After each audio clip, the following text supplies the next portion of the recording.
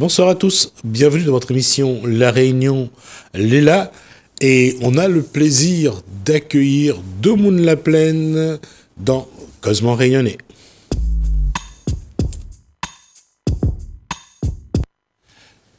JP Laporte, bonsoir. Bonsoir. Bonsoir. Demoun La Plaine, c'est une association? C'est une association, loi de 1901, créée par des habitants de Bourg-Murat, la plaine des Caves. Demoun La Plaine. Demoun La Plaine, alors le but de cette association? Le but de cette association est de sensibiliser la population réunionnaise, pas seulement de la plaine des Cafres, sur les menaces que fait peser le projet du parc du Volcan. C'est pompeusement appelé parc du Volcan, mais en fait c'est un parc d'attractions qui sera à la plaine des Cafres. Alors, parc du Volcan, normalement, qui c'est qui porte ce projet? Alors c'est un projet de la municipalité du Tampon, qui veut créer un parc d'attractions en fait sur la route du volcan. Alors ce n'est pas tout à fait au volcan, mais c'est la plaine des Cafres. D'accord. Et pour vous, quels sont les griefs que vous avez sur ce projet? Alors si vous voulez, le mouvement il est parti tout d'abord des habitants d'un lotissement qui s'appelle Les Topazes, qui se trouve à l'extrémité est de Bourg-Murat. Ces personnes-là se sont inquiétées du projet du maire du Tampon de faire passer des tyroliennes depuis le Piton du Gain qui se trouve sur la route du volcan jusque pratiquement la route nationale numéro 3 qui passe qui va vers Bourg-Murat. Ces gens-là, ils risquent de voir passer 10 câbles de tyroliennes qui seraient pratiquement à 15 mètres de leur maison. Et effectivement, c'était une source d'inquiétude pour ces personnes qui sont venues s'installer à cet endroit pour le calme de Bourg-Murat, le bon air. Et du coup, ce projet d'implantation du parc du Volcan, avec ces installations tyroliennes, ont commencé à inquiéter les gens des Topazes, mais également, par extension, tous les habitants de Bourg-Murat, qui voient d'un très mauvais œil la mise en place de ce parc du volcan. Donc ça, c'est le premier aspect, c'est les nuisances sonores que vont provoquer ces tyroliennes. Mais nous, amoureux de la nature, moi personnellement, je suis vice-président du comité de randonnée pédestre de la Réunion. Nous, ce qui nous inquiète, c'est la destruction des paysages de la plaine des Cafres par l'implantation de ce parc du volcan à cet endroit-là. Est-ce que la mairie a déjà mis en place une consultation de la population? Alors, voilà, ça a démarré d'ailleurs par cette consultation qui a eu lieu au mois de juillet. Donc ils ont suivi la procédure normale dans le cadre de ce genre de projet. Et on a eu quelques réunions auxquelles nous avons participé où les représentants de la municipalité nous ont indiqué tous les aspects de leur projet. Donc il y a deux volets, il y a les tyroliennes dont je vous ai parlé, et puis la mise en place d'un parc avec bien sûr des constructions artificielles de serres géodésiques. Vous voyez la plaine des Cafres, on est en pleine nature avec des arbres endémiques qu'on trouve quasiment que sur la plaine des Cafres, comme le petit tamarin des Hauts. Mais la mairie du Tampon a l'intention de nous mettre une serre chauffée et arrosée tout au long de l'année pour y faire pousser des plantes des bas.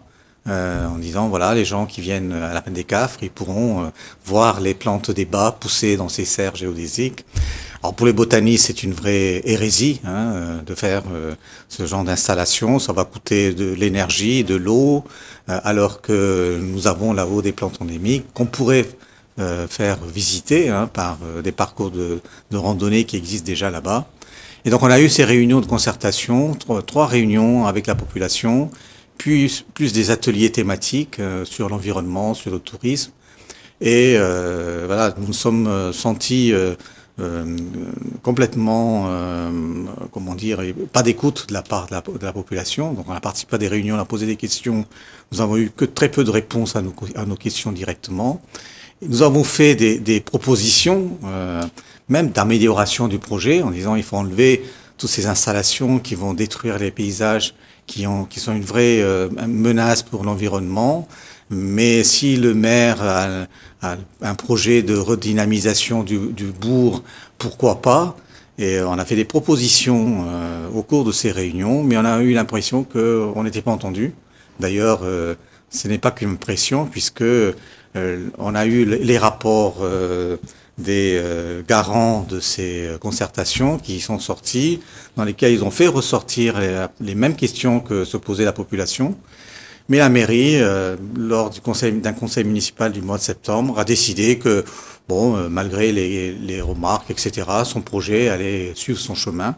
Et donc le conseil municipal, malgré 9 oppositions dans le conseil municipal, a décidé de poursuivre le projet. Et donc là, nous sommes dans la phase où l'autorité environnementale a été saisie pour un rapport par le préfet, les services du préfet. Ce rapport a été rendu au mois de décembre, donc nous on a réussi à nous le procurer, parce qu'il était assez confidentiel, on a réussi à nous le procurer. On a vu donc que dans ce rapport, les autorités environnementales mettent en garde quasiment sur les mêmes points que nous avons évoqués, l'atteinte à la nature, au paysage, la faune endémique qu'on trouve dans les Hauts, et puis aussi toutes les nuisances que ça va apporter pour la population habitant Bourg-Murat. Et donc nous sommes dans cette phase-là où nous continuons de sensibiliser la population. On n'est pas contre le fait que la mairie veuille que des gens viennent découvrir la plaine des Cafres, faire des pique-niques, c'est une tradition à La Réunion le dimanche, pique-nique familial, mais on peut très bien le faire en aménageant ce qui existe déjà. Il y a des coins de pique-nique, il y a des kiosques pour accueillir les familles, mais qui sont pas entretenus, qui sont laissés un petit peu dans la saleté. Vous savez, les gens balancent un peu n'importe quoi. Donc il faudrait qu'il y ait un vrai travail de nettoyage pour accueillir correctement. Et puis on s'est dit, si on veut redynamiser Bourg-Murat, on va faire une proposition à la mairie, un projet alternatif qui se passerait bien de toutes ces installations, mais qui permettrait de donner un nouvel essor à ce village. L'obtention d'un label village d'étape, c'est un label national hein, qui est donné par le ministère de la Transition écologique, permettrait à Bourg-Murat d'assurer un meilleur accueil des gens qui viennent visiter les Hauts, qui viennent faire des randonnées, par exemple entre le Piton des Neiges et le Piton de la Fournaise. Ça pourrait redynamiser l'activité sur place, ferait travailler les gens du cru. Il y a des cultivateurs, il y a des artistes, il y a des artisans. Donc on pourrait mettre tout ce monde-là ensemble pour créer un vrai dynamisme à Bourg-Murat sans faire ce parc d'attraction. Donc vous avez donc un projet alternatif. Nous avons un projet alternatif. Est-ce que ce projet-là, la mairie vous a écouté déjà? Est-ce que il vous a entendu? Elle vous a entendu? Alors la mairie est au courant de ce projet, puisque déjà dans la phase de concertation, nous sommes quelques-uns à avoir écrit donc sur le site de la mairie pour faire ces propositions. Nous n'avons pas eu de retour. Nous ne sommes pas restés là, nous avons peaufiné ce projet. Aujourd'hui il existe, il fait 13 pages, hein, c'est pas très long, facile à lire, où à la fois nous apportons nos critiques sur le projet du parc du Volcan, nous indiquons quelle serait la bonne manière de faire, et nous avons établi ce projet qui a été diffusé auprès des autorités. On a envoyé ce projet à la préfecture, à la région, au département et à la mairie, bien entendu. Et nous avons également alerté l'UNESCO, parce que nous pensons qu'il y a également une atteinte par rapport au patrimoine de l'UNESCO, les pitons, cirques et remparts.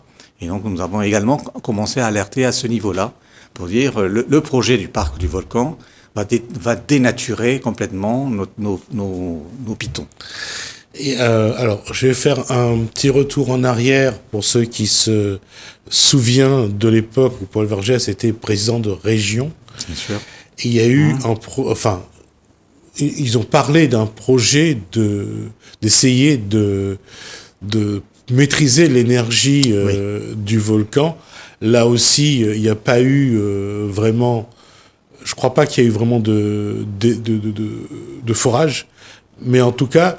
Le projet n'est pas resté dans les on n'a pas pu poursuivre pour des raisons, je pense, différentes. Là, ça se passait carrément sur la région du volcan, hein, vers le piton de la Fournaise. Je crois que le projet de Paul Vergès était essayer de trouver la manière d'exploiter les énergies naturelles, hein, des sources d'eau chaude près du volcan. Je crois qu'il y a eu des oppositions par rapport à l'atteinte à l'environnement naturel du volcan. Là, on n'est pas tout à fait dans la même région. Là, on est plus dans les régions de pâturage. Alors justement, quand on descend, quand on arrive à la plaine des Sables, je veux dire, quand on a tout cet environnement qui est vraiment unique en la matière, et c'est ça qu'il faut protéger. Je veux dire que l'environnement, protéger cet environnement-là pour pas que ce soit dénaturé, parce que des pylônes en fer avec des lignes, c'est clair que ça change un peu la carte postale. Voilà, ça va dénaturer complètement ces paysages qui sont uniques. Que ce soit le volcan avec ces paysages de minéraux d'une part, et ou la plaine des Cafres, où c'est beaucoup plus verdoyant, où on a des pitons qui sont couverts de forêts exceptionnelles. C'est pas moi qui le dis, hein, c'est les botanistes qui disent qu'on a quelques plantes endémiques qu'il faut protéger, plus de 180 espèces endémiques à protéger. Et quand on dit, nous, quand on défend les paysages, c'est aussi tout ce biotope qui abrite des oiseaux, des insectes. On a des papillons qui sont complètement exceptionnels qu'on peut trouver à cet endroit-là, sur le piton du Gain, et on se bat pour préserver ces paysages. La mairie, dans son projet, nous parle aussi de biodiversité. On va développer la biodiversité, mais nous, on dit par rapport à ce projet de la mairie, c'est qu'en abîmant les paysages, on va porter atteinte à la biodiversité. On ne peut pas créer de la biodiversité hors sol. Et ce qu'il nous faut, c'est maintenir ces paysages en l'état. Et puis de toute façon, des pylônes en fer avec des lignes tendues, exactement, ça ne va pas arranger ça va pas arranger les choses. Ouais. Vous savez que à la plaine des Cafres, nous avons le pétrel noir. Hein, c'est pas tout à fait le pétrel barreau, c'est une autre variété de pétrel. Et nous avons alerté sur le fait que les lignes de tyroliennes sont sur le passage de ces oiseaux qui sont aussi menacés actuellement. Alors la mairie nous dit on va mettre en place des effaroucheurs.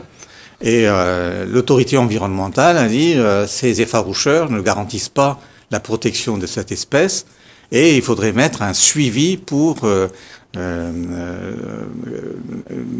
comment dire, calculer le nombre d'oiseaux qui vont mourir avec ces installations pendant 5 ans. Donc effectivement, c'est un projet qui aujourd'hui est estimé par la mairie à 11 millions d'euros, mais on n'a pas intégré tous les coûts qui vont être nécessaires pour préserver la nature, quoi. Et est-ce que il y a moyen, avec ce projet, de mettre en place des outils pour protéger la nature, que ce soit la biodiversité, le biotope, le pétrel? Est-ce que c'est possible ou pas? Sur le projet de la mairie, du parc du volcan, ce n'est pas prévu. Hein, eux, ils ont un objectif, développer des activités qui vont rapporter des sous. Ça, c'est un peu l'optique de la mairie. L'autorité environnementale, il y a 18 préconisations dans le rapport de l'autorité environnementale, justement, demande à mettre en place des outils pour à la fois préserver et suivre tout ce qui est atteinte à la biodiversité, à l'environnement. Et nous, dans notre projet alternatif, nous proposons des outils pour à la fois valoriser et préserver l'environnement. Est-ce que la mairie du Tampon ne se heurte pas non plus à un autre obstacle, c'est-à-dire être au cœur du parc? Alors, le tampon ne veut pas que la plaine des Cafres adhère au parc national. Hein, ça, c'est un combat que tout le monde connaît. Alors, sous prétexte de protéger les agriculteurs, c'est ça, hein, le principal argument. C'est vrai, la plaine des Cafres, il y a quelques années, il y a plus de 30-40 ans, c'était propriété de l'ONF, c'est le domaine de l'ONF, qui a cédé des concessions à des agriculteurs parce que ce sont des espaces qui sont propices pour l'élevage, hein, donc notamment bovin. Donc la mairie du Tampon prend cela comme prétexte pour résister à l'intégration de ces paysages au parc national. Donc on est dans une phase où on est dans la convergence, l'adhésion, enfin j'ai oublié le terme exact. Donc effectivement, la plaine des Cafres se trouve en zone tampon avec le parc national. Mais quand on va voir justement sur le site de l'UNESCO, hein, patrimoine mondial de l'UNESCO, il est clairement indiqué que le label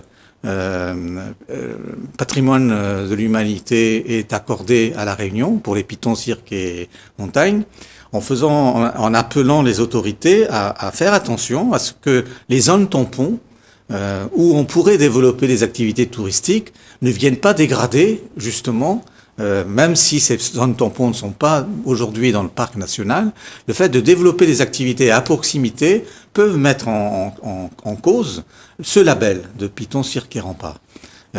Nous saisissons également de ce levier-là, parce qu'on se dit, c'est pas parce qu'on n'est pas aujourd'hui dans le parc national que tout près du parc national, on peut faire n'importe quoi. D'ailleurs, les autorités, préfecture, conseil régional, sont garants de ce label. Ce pourquoi nous nous sommes adressés aussi à la préfecture, au conseil régional. D'ailleurs, on va être reçu lundi prochain par Madame Huguette Bello, qui a été sensible, je crois, à notre alerte.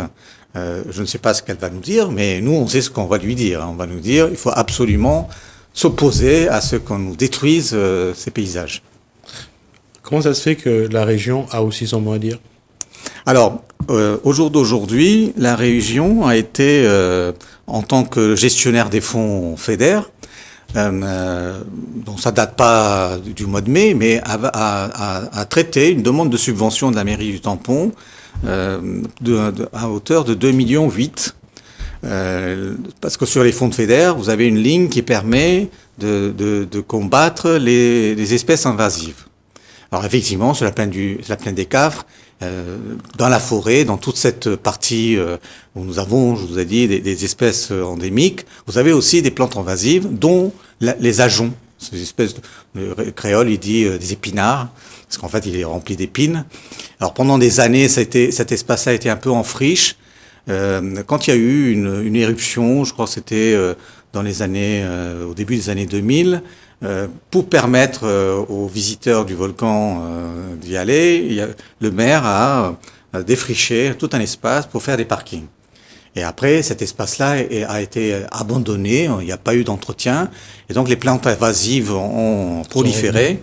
Donc le maire du Tampon, pour faire son parc d'attractions, a demandé une subvention au FEDER pour arracher les plantes invasives. Bien sûr, le projet n'a pas été présenté auprès du FEDER pour mettre en place le parc du volcan, mais c'est pour combattre les plantes invasives. Donc la région a donné 2,8 millions pour, non pas les travaux, mais pour les équipements à donner à l'association qui fait ce travail de lutte contre les invasives. Mais vis-à-vis de la population, le maire annonce déjà qu'il a obtenu 2 millions du FEDER pour le parc du volcan. Donc là, déjà, il y a tromperie. On a trompé le FEDER en disant on va lutter contre les plantes invasives, mais en fait, on a en arrière-pensée le parc du volcan. Et vis-à-vis de la population, dès le mois de novembre, ils ont lancé effectivement les travaux d'arrachage des plantes invasives en disant à la population, vous voyez, hein, le parc du volcan est lancé. Et donc, nous avons un double combat. Nous devons lutter contre ce projet, écocide, je vous ai déjà expliqué pourquoi, budgétivore, parce que 11 millions, on n'a jamais eu de réponse de la mairie pour savoir où on allait tirer l'argent, parce qu'ils nous ont dit non, les impôts ne vont pas bouger. Donc on veut bien savoir où ils vont tirer l'argent. Sur les 11 millions, ils ont obtenu, ils nous disent 2,8 millions, mais on sait que c'est pas pour le parc du volcan, c'est pour les plantes invasives. Et nous avons la population de Bourg-Murat. Je parle pas du tampon, hein. Il y a des gens de tampon qui se disent ils sont loin de ce projet. Mais à Bourg-Murat, les gens, quand ils entendent le maire dire ça y est, le projet est lancé, vous voyez, les gens sont en train d'arracher les plantes invasives. D'ailleurs, on a créé 50 emplois, on va créer 300 emplois, des PEC, des emplois aidés, hein. Et va même dire à la télé que en faisant travailler les gens 4 mois, ils auront 12 mois de chômage. Donc pour nous, c'est vraiment une insulte à la population.